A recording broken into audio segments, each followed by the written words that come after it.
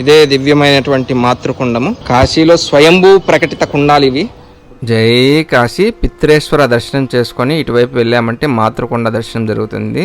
కాశీలో పితృదేవతలకే కాదు, తండ్రికి, తాతకి, ముత్తాతకే కాదు, ఇక మాతృదేవత సంబంధమైనటువంటి తల్లికి, వారి తరతరాలు తల్లికి సంబంధించినటువంటి 21 తరాల వరకు కూడా ఈ మాతృకుండం యొక్క ప్రభావం ఉంటుంది.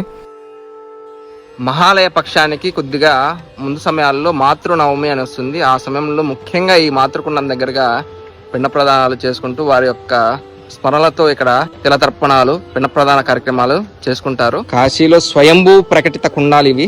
ఇప్పుడు చూస్తున్నటువంటిది మాతృకుండము.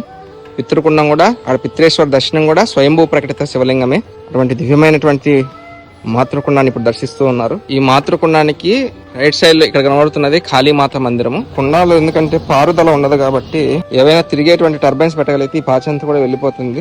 దాంట్లో మనకి బక్రియా కుండు గాని, అలాగే ఆదిగంగా గాని ఇవన్నీ కూడా పునరుద్ధరణ చేస్తూనే ఉన్నారు. కానీ ఎంత చేసినప్పటికీను దాని యొక్క స్థితికి మళ్ళీ వస్తూనే ఉంటుంది కదా. వాగర్త వివ సంవృక్తౌ వాగర్త ప్రతిపర్తయే జగతః పితరో వందే పార్వతీ పరమేశ్వరో.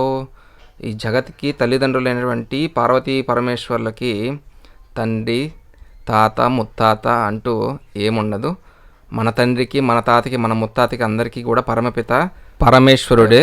అందుకే ఆదిశంకరాచార్యులు కూడా మాతాంచ పార్వతీదేవి పితాదేవో మహేశ్వర బాంధవాంచ శివభక్తానాం స్వదేశో భువనత్రయం.